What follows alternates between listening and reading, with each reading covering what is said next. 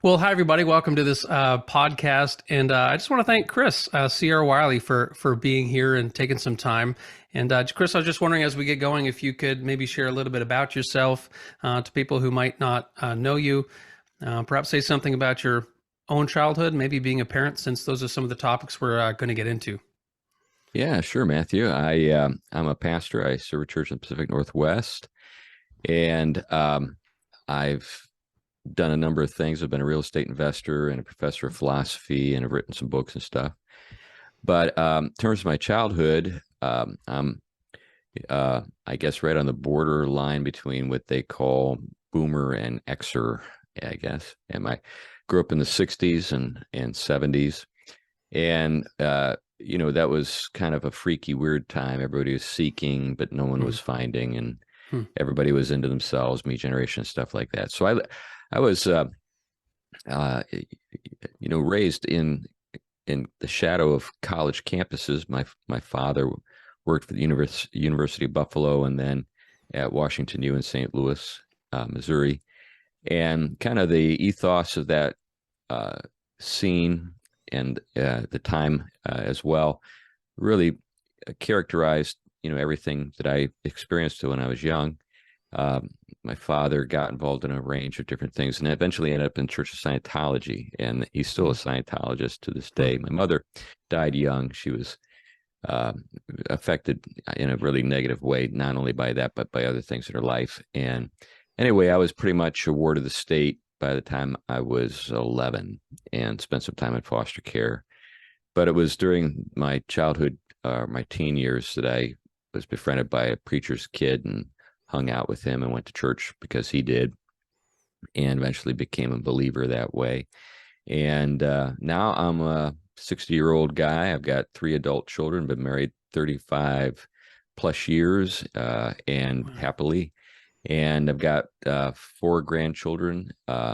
Actually, I've got 3 grandchildren and 2 on the way. So I guess how you count it, I guess I've got 5. And Wow. they're great. I've got, uh, you know, an opportunity to get out there to see some of them here soon. So I fly back and forth a lot between the West Coast and the East Coast. I've got a home still in Connecticut where we lived for a long time, but Wow. I've also got a home here in Battleground, Washington. Wow. That's amazing. Thank you. I think that definitely helps people kind of get on the page here. Yeah. Um, so me reaching out to you was really prompted by an article you wrote back in 2018, which, pre-pandemic, that feels like a lifetime ago. A lot has happened. Called the Antifragile Pastor, and I'm a pastor, so that obviously grabbed my attention. I'm also aware that everywhere you look, people seem to be described as fragile, and many times rightly so. And you start that article by saying this quote: "A lot of ink has been spilled on the subject of fragility, particularly when it comes to young people. Safe spaces, coloring books on college campuses, and all of that." End quote. And so it got me thinking about young people and how we as parents might be better equipped to, um, yeah, just raise anti-fragile children. And as I ask this question, I want to be sensitive to the fact that I know there's people with serious experiences, trauma that might leave them rightly fragile, at least mentally, and we don't always know the story what happened. But why do you think that we're at this place of pervasive fragility, and has it always been this way, or is this something new? Well, I guess we could break it up into a couple kinds of fragility. Fragility that's emotional in character, psychological in character. I think that's what I'm alluding to with the coloring books and stuff. Hmm. Hmm. And then another kind of fragility, which is just your life is fragile. You're in a spot where anything that comes along could just shatter, your living conditions, and you can find yourself uh, in a spot where you're really needy. So Hmm. I think they can be related, but I think they're distinct. When it comes to the first, um, I guess one of the things that I think characterized people in the past is they had different ways of thinking about the disappointments that come along in life. So everybody has had disappointments. I mean, we look back over the course of the history of the world, it's been a pretty bloody affair. So a lot of people over time, it's like nothing new, bad things happen. Hmm. And nevertheless, I do think there were ways of dealing with the traumas that we all face in life. Um, and some of those are no longer promoted.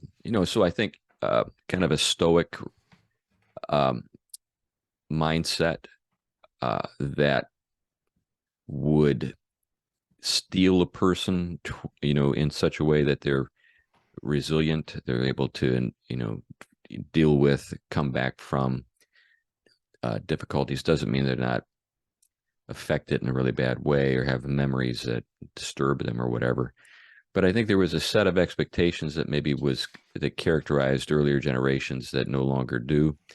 So like for example, in the 1930s during the Great Depression or during war, it was just understood. Yeah, we've all seen stuff we wish we hadn't seen, experienced stuff we hadn't experienced, but we just don't talk about it much.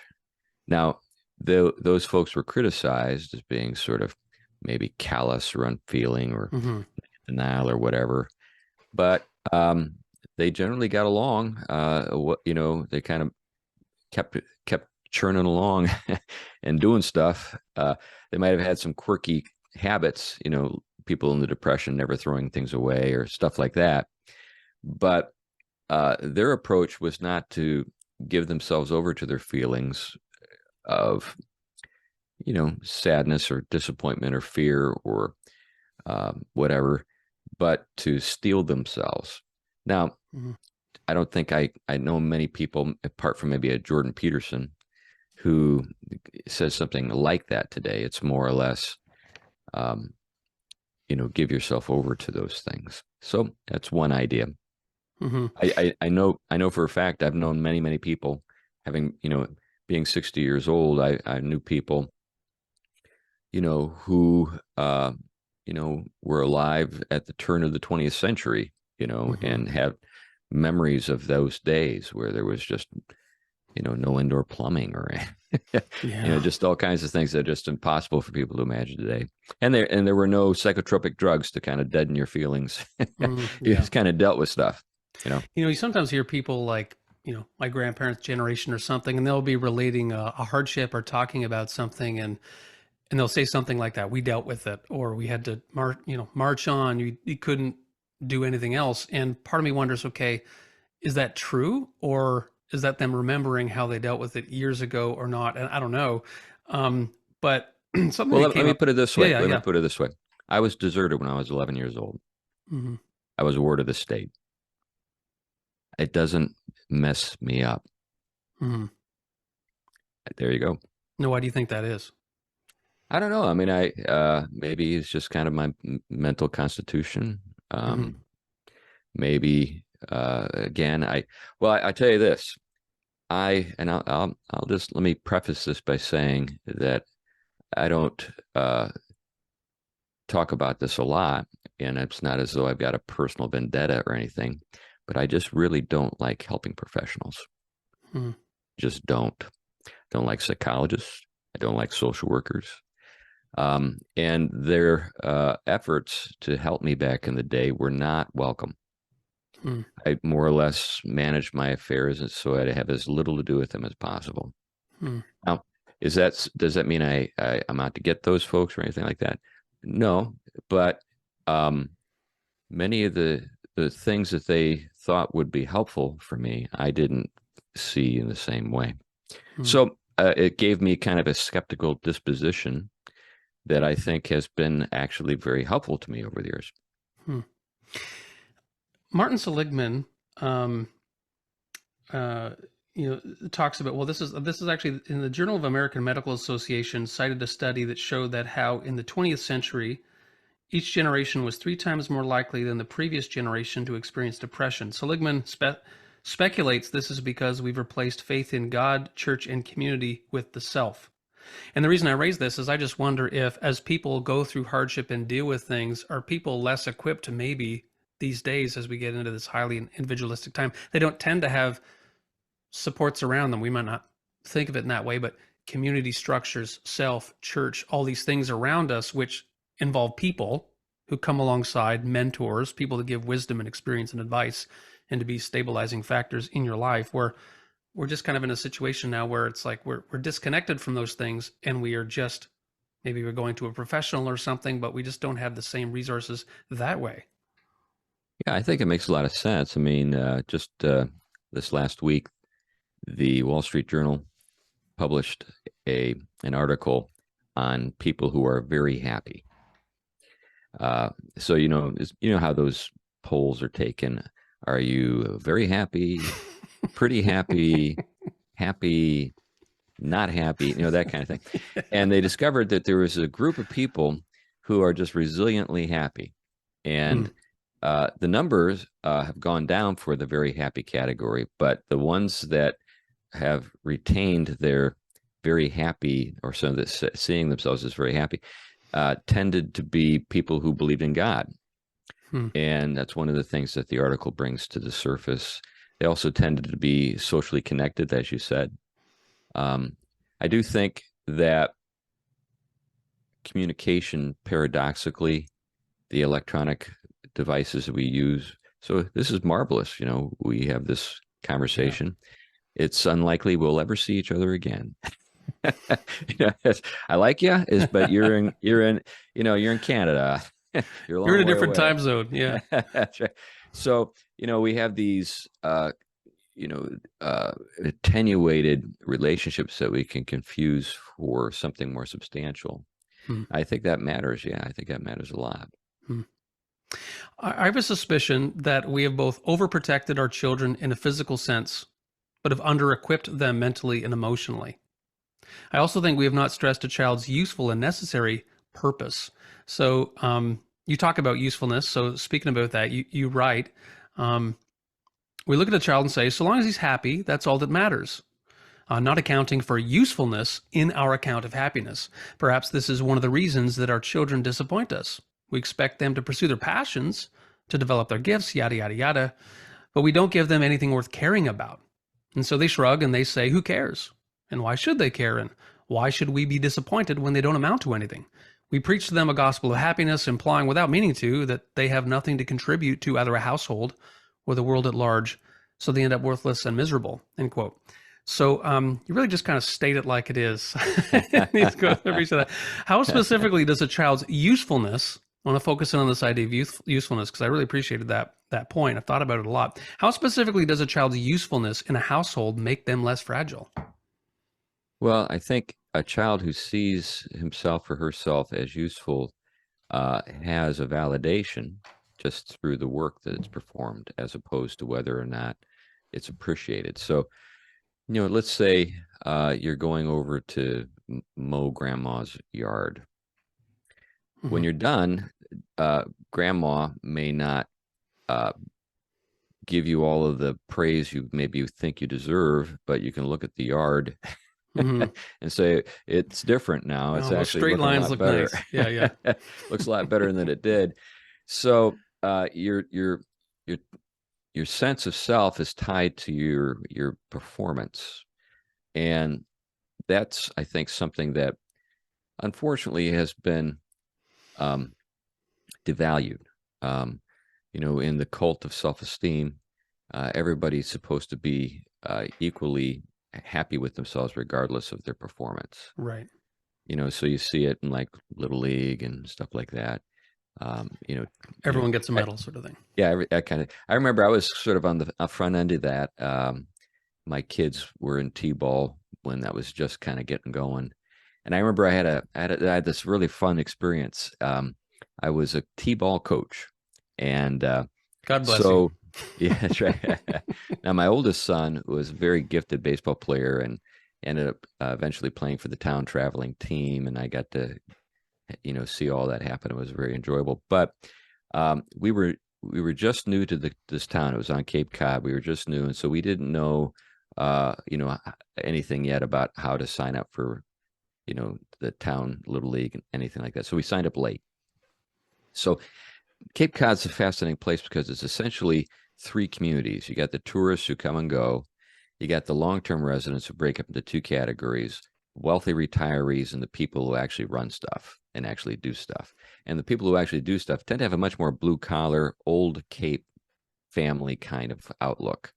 Okay. And so anyway, all of the people who were, wealthy, corporate executive types, their kids were all signed up, and all the rosters of the teams were already filled, and so all the leftover kids were the blue collar kids and my son. And I have something of a blue collar mindset, but anyway, what happened is that they were the fastest and the biggest and the most athletic kids, even at 5 years old. Hmm. And they eventually all became the kind of the nucleus of the town traveling team. So they were killing these super wealthy kids all the time. And the only uniform, this is another fun feature of the story, the only uniform that was left, after all the other teams were taken, like the Red Sox and the Blue Jays or whatever, were the Yankees. So not only were they the best kids, they wore black and they would take the field and be booed.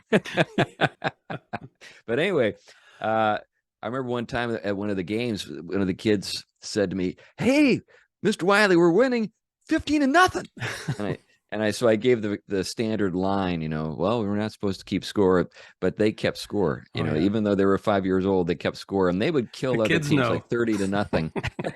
And they would run around like a bunch of banshees, or whenever they ever game ended, and they would taunt teams.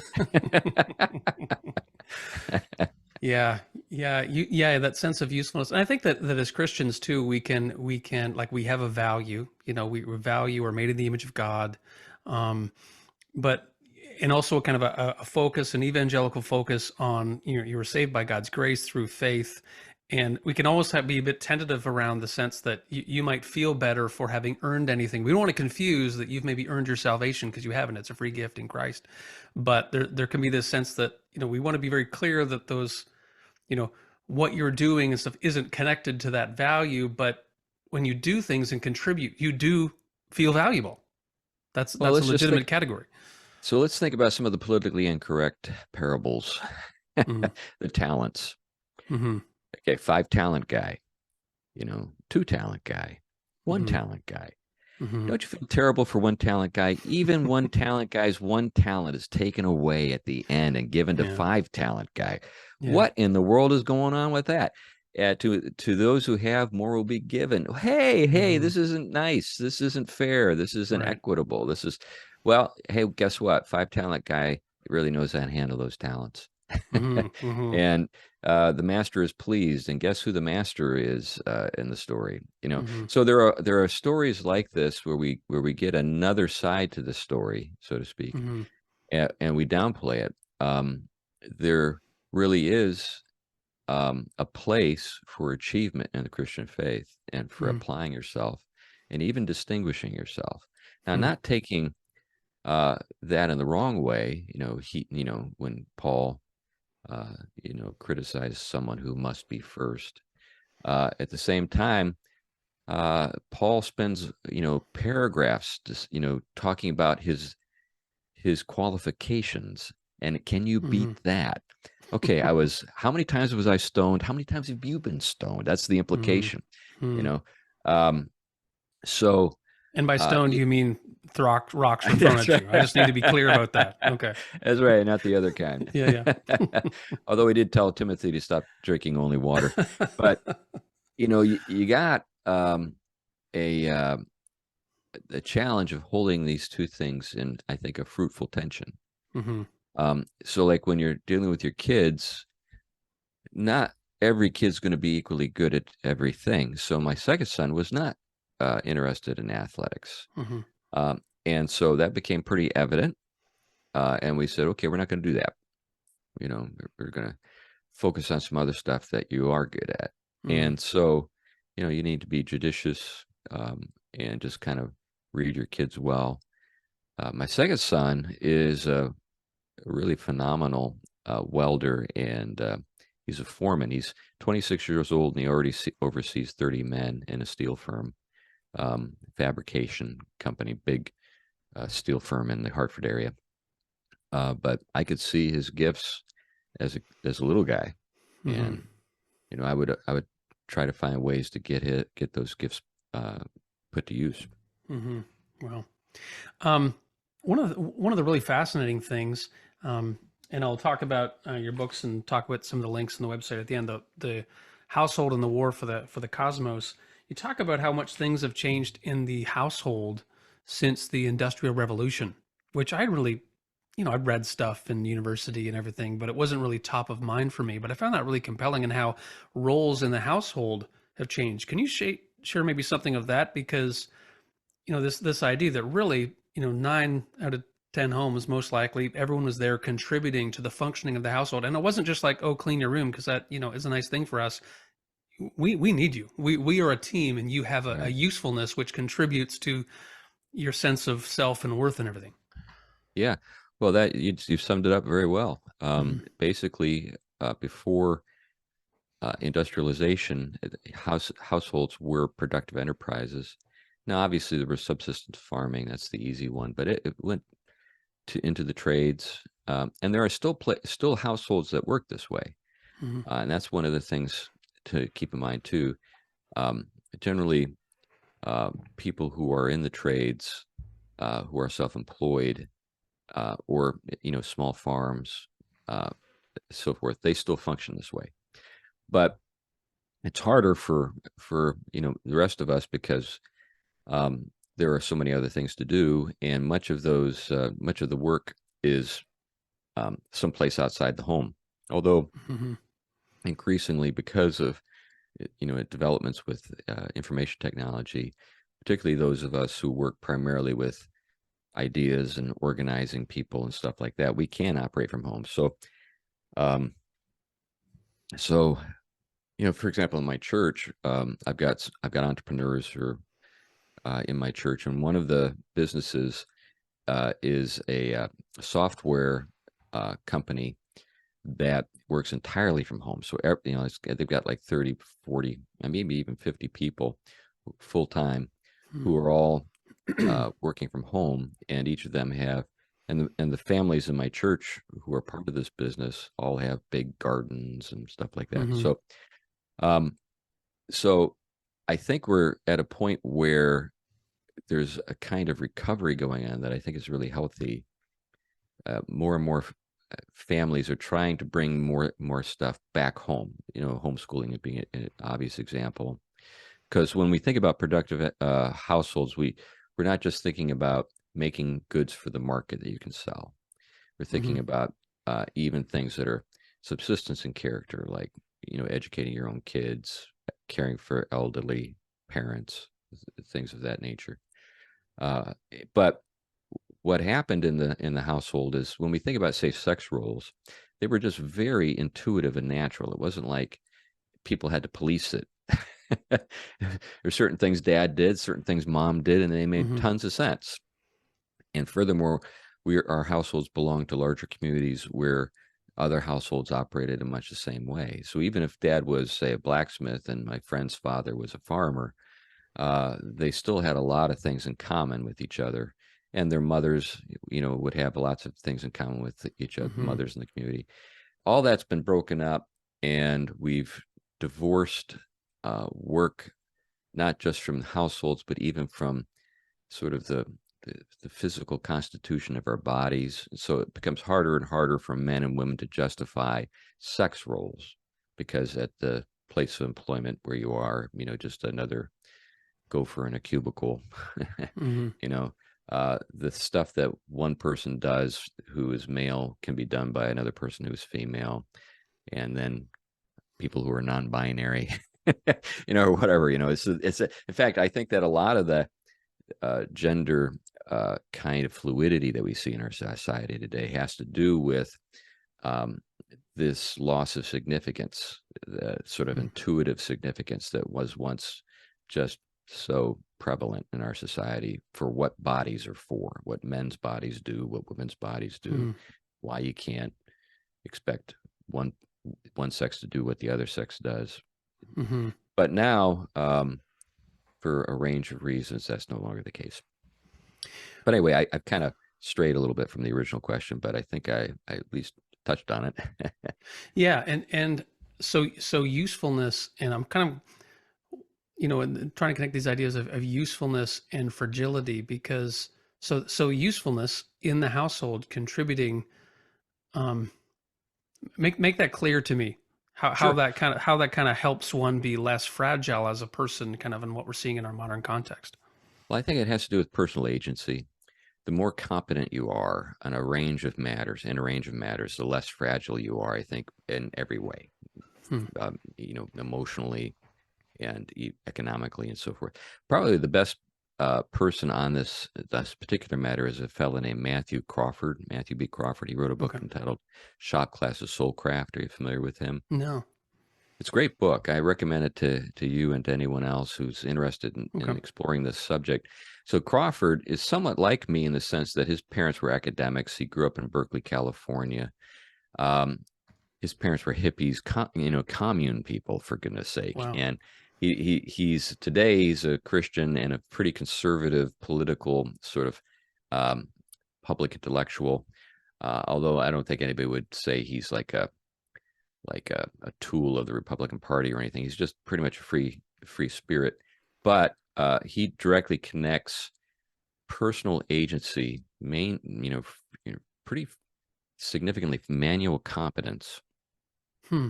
with um, confidence and basically.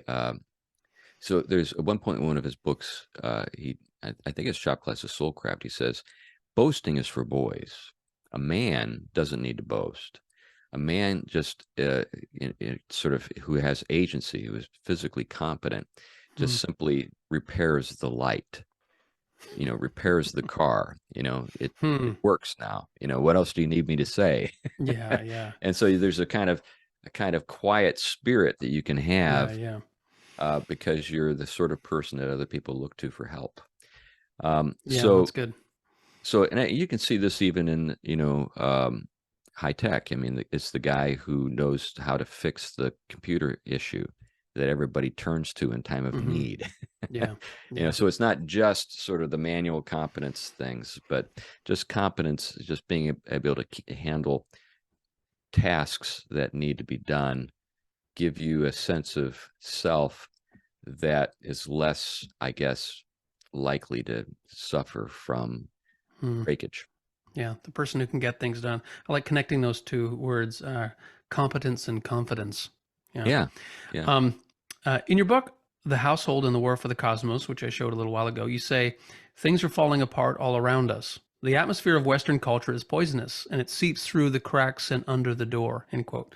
And so that statement certainly makes me think of a threatening environment around us, and certainly a lack of stability in households, and a lack of Yeah. stability in institutions. And so my question is, and this is something you hear sometimes, aren't kids supposed to be super resilient? They can handle anything. So why should all that stuff outside matter as it relates to the well-being of our kids? Yeah. I think that, again, it gets down to the sort of the paradoxical character of this. Um, so a house, let's stay with the image of a physical house to reflect the nature of the household that, we're talking about. That Hmm. is an authority structure. It needs windows. It needs light to come in from the outside. It needs doors so people can move in and out. If you got a house without windows and doors, you've got a very dark trap. And I think Hmm. sometimes parents who are overly controlling can create that kind of environment, and it can really mess up a kid.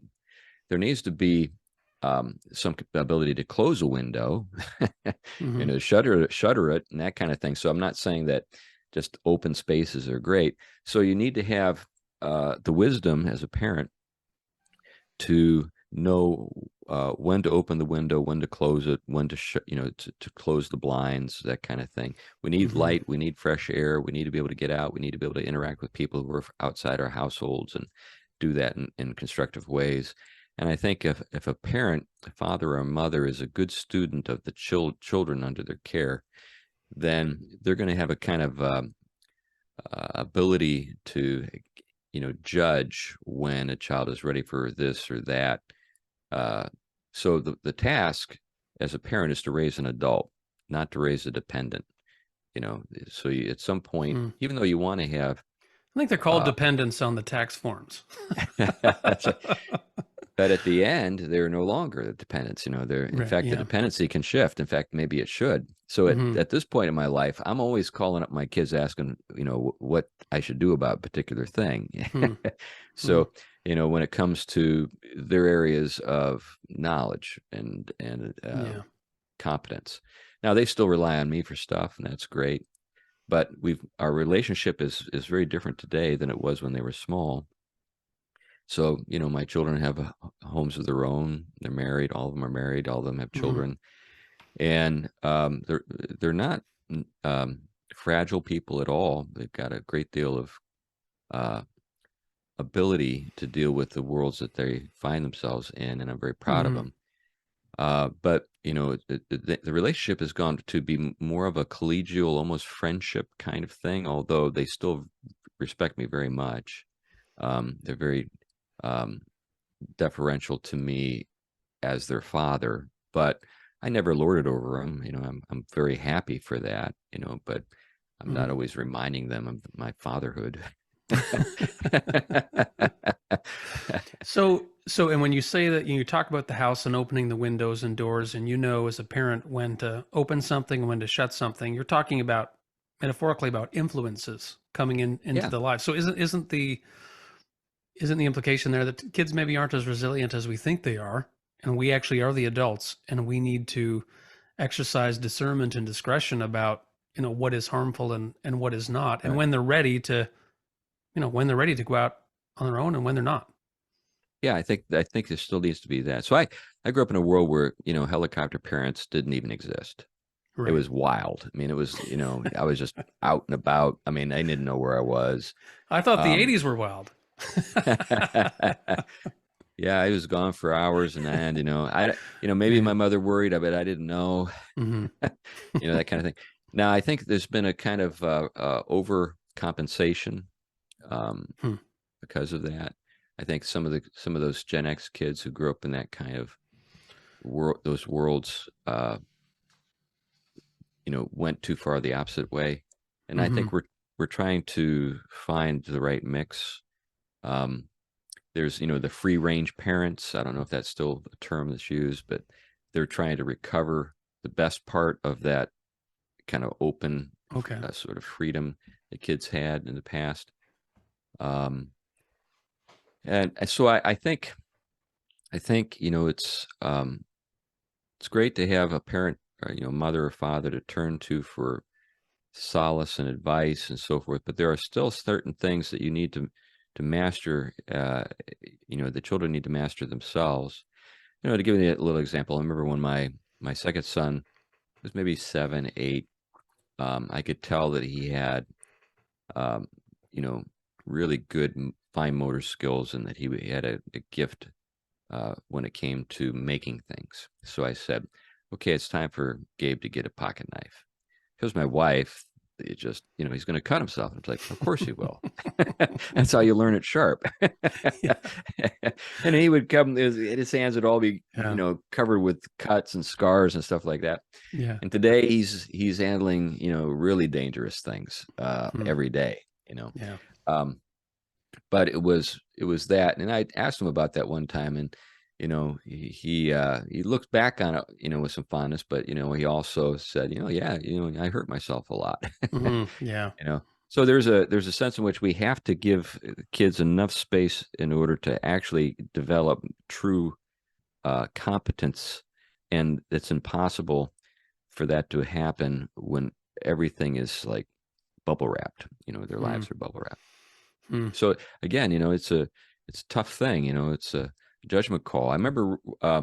seeing an article about the difference between the authoritative parent and the authoritarian parent.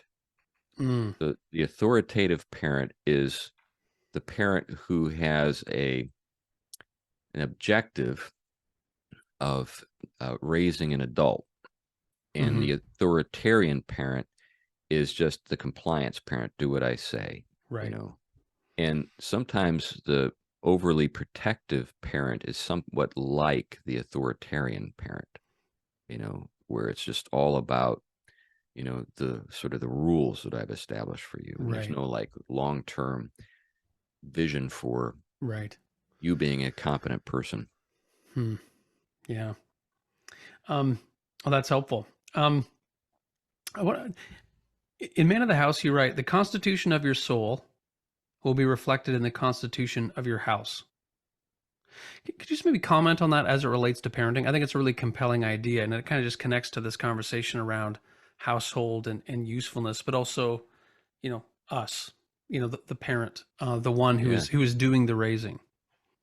Yeah. If you're an out of control person, then people are going to be really edgy around you and uncertain of what you're uh, likely to do it today as opposed to yesterday. In other words, Right, if your right, moods are such that everybody's wondering, is he happy today? Is he mean today? Is right, he angry today? Is he right. violent today? Well, that your constitution is referring to sort of your inner makeup. And if you're an unstable person who's prone to wild swings of mood and behavior, then your household is going to be it's going to reflect that. Hmm. Um, in the in and if you are someone who is self-controlled without being controlling, if you know what I mean, Hmm. if you're self-controlled, if you got a good handle on who you are, then you are working to sort of measure your responses to the needs of the people around you. And that in turn is received in a way that reflects, sort of the inner order that you possess. And it tends to be picked up almost by osmosis by other members of the household. I think another feature to this, and I was talking about this with somebody the other day, joviality. The word comes from, it's derived from the name Jove, the king of the gods, in the Roman pantheon. And joviality, uh, in our minds, is cheerful and sort of even jocular, sort of Hmm. laughter. So I think a father who is jovial um, is a blessing to his household because uh, through his joviality, he communicates his approval of those who are Hmm. around him, Hmm. his love for them and his desire for their good. I think it even, when it's administered in the right way, can help members of the family make judgment calls about what's really serious and what's not. So when Hmm. when a father makes light of something, everybody's saying, "Oh, this is not that important. That's not Right, that serious. We can all right. kind of take it easy." Hmm. you know. Whereas suddenly it gets really grave, Hmm. everybody's like, "Whoa, this is Something's serious," going on. Yeah, Yeah. yeah, yeah, yeah. So I think how we conduct ourselves begins with our internal constitution. The word constitution meaning how we're Hmm. ordered. So our judgment, informed by God's word, it should be the exercise of wisdom. Our sort of our affections, our passions, loving the things that should be loved, controlling our passions. The passions aren't necessarily wrong, but if they get out of hand, they Hmm. can they can result in some things that are bad. And then our appetites, the things that we um, all need, food, whatever. Um, those things as well need to be under control. We can still enjoy a good meal. We can have, a loving relationship with our wives that is characterized by physical affection. But if that gets out of control, if our lusts are out of control, not being directed toward our wives, or they can be really damaging. They can really do a Hmm. lot of damage. So how we order ourselves makes a huge difference in how well our households are ordered and how fruitful and happy they tend to be. Hmm. Yeah, no, that's helpful. Thank you. Um, if I'm just mindful of the time here, if you were to give us two or three takeaways with things to keep in mind in raising children, kind of with an eye to anti-fragility, what would they be? Yeah, that's great.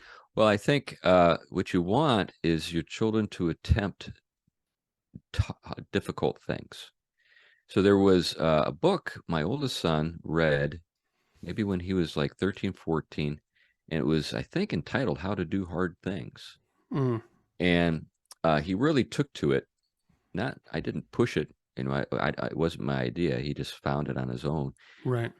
But he had kind of a natural, I guess, propensity to do that sort of thing. So I remember, this was back when the video game Guitar Hero was popular. I don't know if you Right. remember that. Yeah, This yeah. is where you got to pretend it like air guitar. You could actually play, right? And People and started I to remember, think guitar was easy because of that stuff. well, that's actually the thing my son said. He said, "Why do people pretend that they can play the guitar when they just learn to play the guitar?" So now my son Oh. is, a really great musician, and he lives in Nashville, for goodness sakes, and Hmm. he's in the music scene, and um, he can play all kinds of stuff, banjo, mandolin, all these different instruments. But it was basically because, he said, I'm going to learn how to do this. He learned the theory, he learned the music theory Hmm. behind it. Hmm. And if it's got strings, he can play it. Wow. Um, so, he just was kind of wired that way. And the same thing was true with my other kids. So what I would say is, what you want to do is encourage the adventuresome and, I guess, encourage the quest for mastery. I think Hmm. that's the thing. So like with my second son, he built his own forge, uh, bought his own anvil. He actually got a Peter Wright anvil from like the 19th century. I Hmm. remember when he found it online, and he just took off as fast as he could drive away to the south coast of Connecticut to pick it up and came home with it. And he actually made the wedding rings. Oh, He wow. For him and his wife. I remember, he created the vacuum chamber. He practiced for a couple of months, with brass until he actually felt like, I'm ready to try it now with the Hmm. gold, and created the cast, the sort of the molds and all that kind of stuff. Yeah. And that's what he wears to this day. He and his wife wear those rings. Um, but I didn't prompt him. I didn't poke him. Hmm. I just, flying out in the garage. What are you doing? Yeah. I'm going to make our wedding rings. Cool. Yeah. That kind of thing. Based on what you said about the age of your kids and they're having kids and stuff, they would have grown up in a different time in terms of what's going on with screens and digital culture and smartphones and everything else. But you have grandkids. You talk to a lot of people. You're a pastor of a church. Um, is there is there something that you've seen in terms of screen use and smartphones, particularly with younger kids, that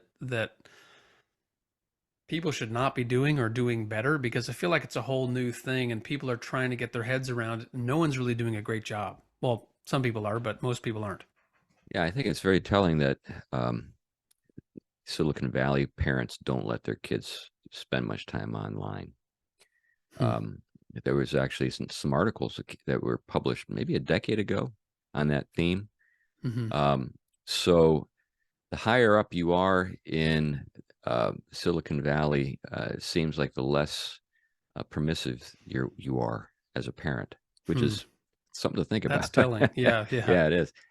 I know with my second son, um, he kind of dove into that stuff in a deeper way than my other kids did, and then he just turned it off one day. Just said, "I'm Hmm. sick of this. I feel like Hmm. this is a total waste. I'm just not going to do this anymore." It wasn't Yeah. even me, even though I would talk to him about it sometimes.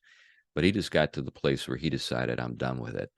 Hmm. Um, Now he's not, and he's not so afraid of that stuff that he doesn't use tech or anything like that. But Right. it's that was, I think, probably about 16, 17 when he resolved that he wasn't going to give himself over to that stuff anymore. So I do think um, it's bad for both boys and girls, but I think it's particularly damaging to girls. Mm. Um, we see a lot of mental health stuff with young women, a lot of unhappy young women, and I can't help but think it has to do with comparing themselves to Instagram Mm-hmm. influencers and stuff. Yeah. I think with the girls, there's a different kind of tech temptation. With the boys, you got to worry about pornography, you got to, I think, worry about video Yeah. games and how they can just take over your life. With the girls, it's like they're really attuned to sort of the social pressures and expectations that Yeah. things like Instagram create and what it does to their heads. Just bad stuff. I forget who it was, so I can't quote them exactly, but I saw this clip online, and it was a guy who'd done this research and saying, imagine you're sitting with a bunch of kids in a room, and you open the liquor cabinet, and you unlock it and just say, "There you go, we're leaving. Have a great time." Mhm. Like no one would do that; it's unconscionable.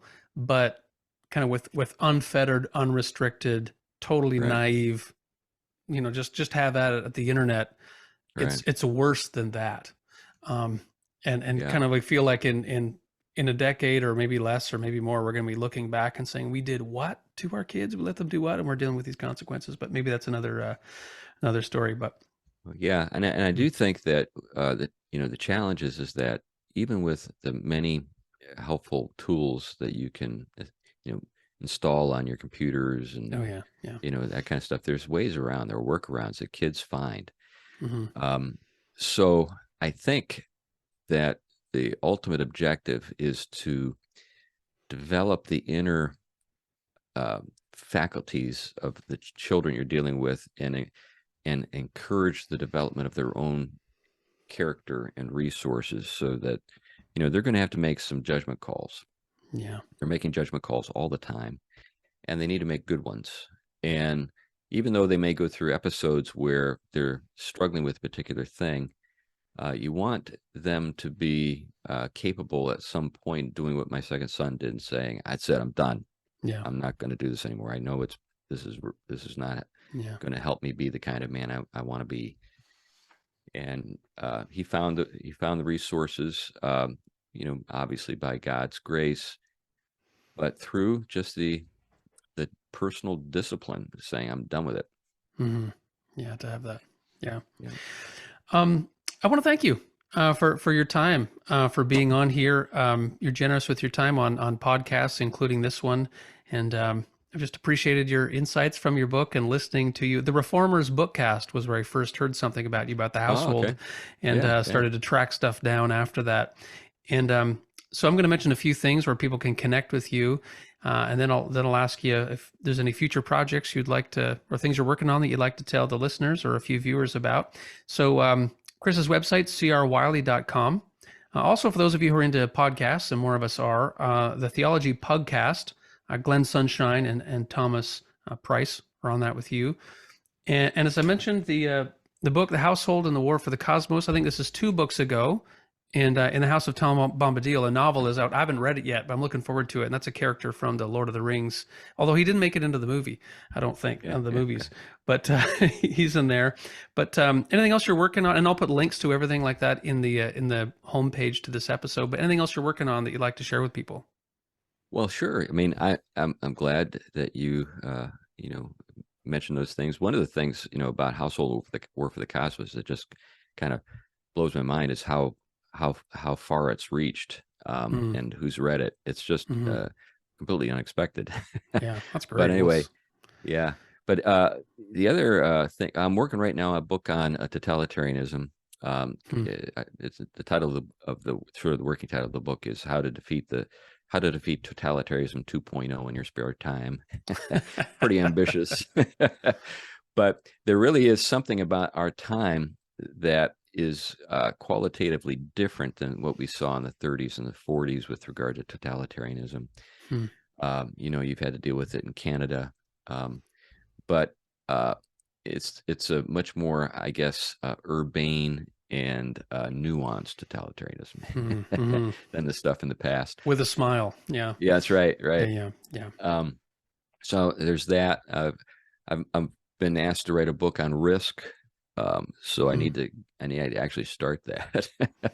And I've got a young adult fantasy series that people have been waiting for me to get the second book done for like a decade, and I get mail almost every week. When is it gonna?